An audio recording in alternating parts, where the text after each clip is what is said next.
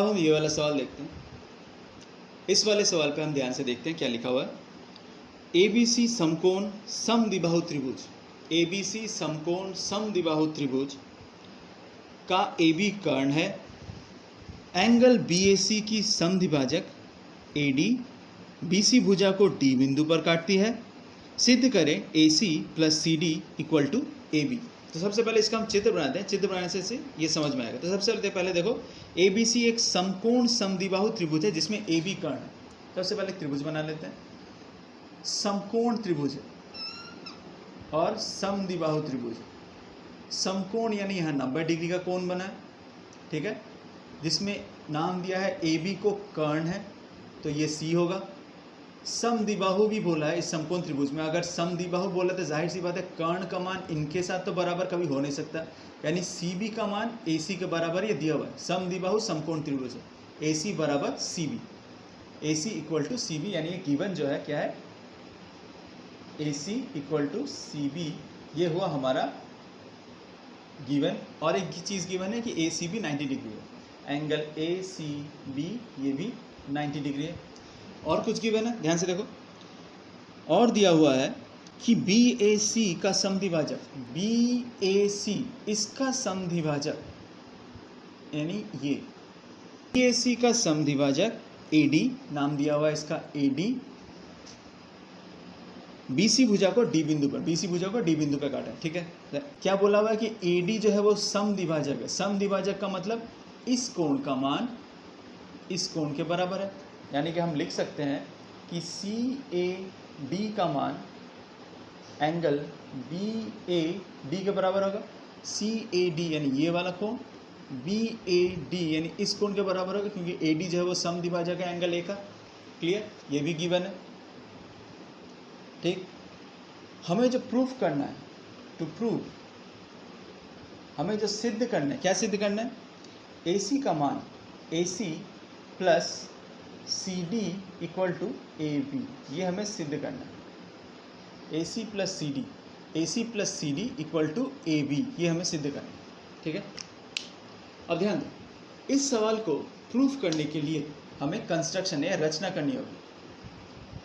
Construction या रचना क्या करनी होगी, D बिंदु से AB पे हमें एक लंब डालना है, परपेंडिकुलर, नाम दे देंगे DO, यानी यहाँ पे रचना क्या करेंगे, DO perpendicular AB, DO perpendicular AB, D बिंदु से हमने AB के ऊपर एक परपेंडिकुलर लंब डाला है। अगर लंब डाला है, हम रचना कर रहे हैं, यानी जाहिर सी बात है इस कोण का मान भी 90 होगा, इस कोण का मान भी 90 होगा, क्योंकि लंब हमेशा दोनों तरफ 90 डिग्री बनाएगा, ठीक।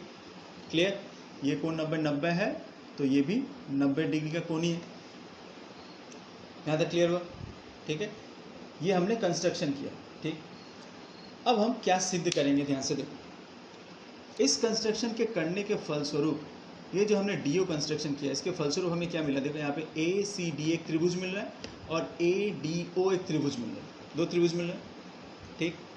तो सबसे पहले हम जो है इन दोनों त्रिभुज ACD और ADO इसको सर्वांगसम सिद्ध करेंगे। सर्वांगसम सिद्ध करने के पीछे कारण क्या होगा, हम ये सिद्ध करेंगे कि अगर ये दो त्रिभुज सर्वांगसम है तो AC भुजा और AO भुजा और AO भुजा ये दोनों बराबर होंगे, क्योंकि ये दोनों त्रिभुज सर्वांगसम अगर सिद्ध कर दे तो इसका मान इसके बराबर होगा और CD भुजा का मान DO भुजा के बराबर होगा।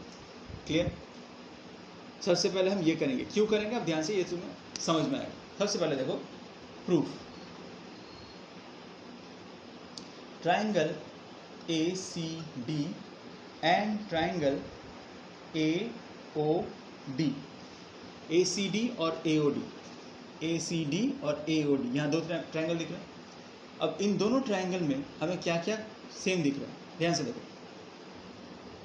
ACD ट्राइंगल में ये 90 डिग्री है और AOD ट्राइंगल में यहाँ 90 डिग्री, यानी दोनों को एंगल सेम है, यानी हम लिख सकते हैं एंगल ACD बराबर एंगल AOD, क्योंकि दोनों परपेंडिकुलर है, दोनों 90 डिग्री है।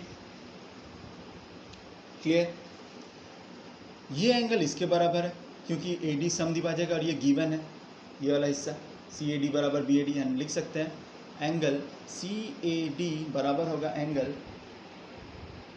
B A D. अब ध्यान से देखो, हमने लिखा है B A D. B A D का जो मतलब होगा ओ ए डी भी वही होगा, क्योंकि ओ तो बी और ए बी के ऊपर ही है। ओ जो बिंदु है वो बी ए बी जो लाइन है उसके ऊपर ही है, यानी ए बी ए डी का मतलब जो है ओ ए डी का मतलब वही है। यानी हम यहाँ पे एंगल बी ए डी लिखें या इसको एंगल ओ ए डी भी लिख सकते हैं, सेम एंगल ही होगा, क्योंकि ओ ए डी एंगल जो दर्शा रहा है बी ए डी भी वही सेम एंगल ही दर्शाएगा, और बी ए डी का मान सी ए डी के बराबर है, ये तो गिवन है। क्लियर, यानी ये दो एंगल सेम हुए। ठीक, और क्या मिल रहा है देखो, ए डी बराबर ए डी मिल रहा है, क्यों? क्योंकि वो कॉमन है, ए डी भुजा तो कॉमन है, ए सी डी और ए ओ डी त्रिभुज में ए डी भुजा कॉमन है। ठीक, तो देखो एंगल साइड हमें मिला, तो हम लिख सकते हैं देयरफॉर ए सी डी और ट्राइंगल ए ओ डी ये दोनों एक दूसरे के सर्वांगसम हुए, यानी कॉन्ग्रुएंट हुए। और अगर सर्वांगसम या कॉन्ग्रुएंट हुए हैं, किस कंडीशन से हुआ है? एंगल साइड कंडीशन से। क्लियर, देयरफॉर हम लिख सकते हैं, क्या लिख सकते हैं कि ए सी का मान ए ओ के बराबर होगा, ए सी का मान ए ओ के बराबर होगा, और क्या होगा?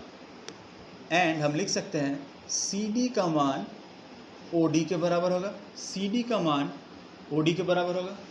क्लियर हुआ? समझ गए? ठीक, अब ध्यान से देखो, यहाँ तक हमने एक हिस्सा प्राप्त कर लिया। अब इस बड़े वाले चित्र पे दोबारा से ध्यान दो। इस बड़े वाले चित्र यानी ए सी बी त्रिभुज को सवाल में पहले ही बोला है कि एक समकोण समद्विबाहु त्रिभुज है। ये एक समकोण समद्विबाहु, समकोण यानी ये एंगल 90 डिग्री है। समद्विबाहु का मतलब क्या है? एंगल, ये पूरा एंगल ए का जो मान है और एंगल बी का मान ये बराबर होगा, क्योंकि समद्विबाहु त्रिभुज में विपरीत के एंगल, अगर ये दोनों भुजाएं बराबर हैं तो इनके विपरीत के कोण बराबर होते हैं। यानी एंगल ए पूरा वाला और एंगल बी दोनों बराबर होंगे। यानी ये कोण अगर 90 डिग्री का है तो ये पूरा एंगल ए को अगर हम x डिग्री मानते हैं तो एंगल बी भी x डिग्री होगा। तो ध्यान से देखो, तो त्रिभुज के तीनों कोणों में ये एंगल पूरा वाला एंगल ए अगर x है, एंगल बी x है और एंगल सी 90 है, तो x plus 90 equal to 180 degree होना चाहिए। यानी 2x इक्वल टू 180 माइनस 90, या x इक्वल टू 90/2 यानी 45 डिग्री।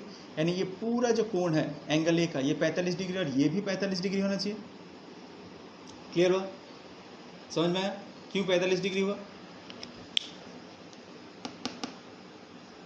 फिर से ध्यान दो, अब त्रिभुज DOB पे ध्यान, DOB त्रिभुज पे ध्यान दो, ट्रायंगल DOB। इसमें ये वाला कोण 90 डिग्री है, ये कोण 45 डिग्री जो अभी हमने निकाला, तो ये वाला कोण कितना होना चाहिए बोलो? इस कोण को अगर हम y मानते हैं तो ध्यान दो, y plus 90 plus 45 equal to 180 degree होना चाहिए। यानी y इक्वल टू 180 माइनस 35 होगा, 180 माइनस 135 यानी ये भी देखो 45 डिग्री ही आ रहा है। यानी ये y एंगल का मान भी कितना आ रहा है? 45 डिग्री है। तो ट्राइंगल DOB में ये दोनों कोण का मान बराबर है। ये दोनों कोण अगर बराबर है इसका मतलब ही क्या है? दो कोण, एक त्रिभुज में दो कोण अगर बराबर हो रहे हैं तो ये समद्विबाहु त्रिभुज जैसा ही बन रहा है, क्योंकि इसके दो कोण बराबर हैं। तो अगर दो कोण बराबर है तो उनके विपरीत की भुजा बराबर होगी। यानी हम कह सकते हैं कि DO भुजा OB के बराबर होगी। देयरफॉर हम कह सकते हैं कि DO वो OB के बराबर होगी। क्लियर, समझ में आया क्यों? क्योंकि DOB एक समद्विबाहु त्रिभुज है। देखो 45 डिग्री इसका मान भी है, 45 डिग्री इसका मान भी है, तो ये दोनों भुजा कोण अगर बराबर हुए तो ये दो विपरीत की भुजा बराबर होगी। तो विपरीत की भुजा अगर बराबर होगी तो DOB एक समद्विबाहु त्रिभुज है, और अगर समद्विबाहु त्रिभुज है तो DO बराबर OB ही होगा। ये हमने निकाल लिया। अब ये हमने क्यों निकाला? अब ध्यान से देखो, यहाँ हमें मिला था कि AC बराबर AO है, AC बराबर AO और CD बराबर OD। हमने यहाँ निकाल लिया कि OD बराबर OB भी है। अब ध्यान से देखो, हम लिख सकते हैं यहाँ पे AC प्लस CD, ये वाला AC plus CD। AC plus CD को हम क्या लिख सकते हैं? देखो AC किसके बराबर है? AC बराबर है AO के बराबर, AC बराबर AO, यानी AC प्लस CD को हम लिख ही सकते हैं AC की जगह AO और CD की जगह देखो CD किसके बराबर? DO के बराबर, DO लिख सकते हैं। इस AO को AO ही रहने देते हैं, डी ओ किसके बराबर है, डी ओ अभी हमने निकाला ओ बी के बराबर है, ठीक है। और यहाँ क्या है, ए सी प्लस सी डी है। ए ओ प्लस ओ बी, चित्र में ध्यान दो, ए ओ प्लस ओ बी, ये कुल मिला के क्या हो रहा है, ए ओ प्लस ओ बी, ये मिला के ए बी बन रहा है, यानी इन दोनों की जगह हम लिख सकते हैं ए बी, और यहाँ पे ए सी प्लस सी डी को वही रखते हैं। तो ध्यान दो हमने क्या निकाल लिया, A C plus C D equal to A B, A C plus C D equal to A B, यही हमें सिद्ध करना था। क्लियर हुआ।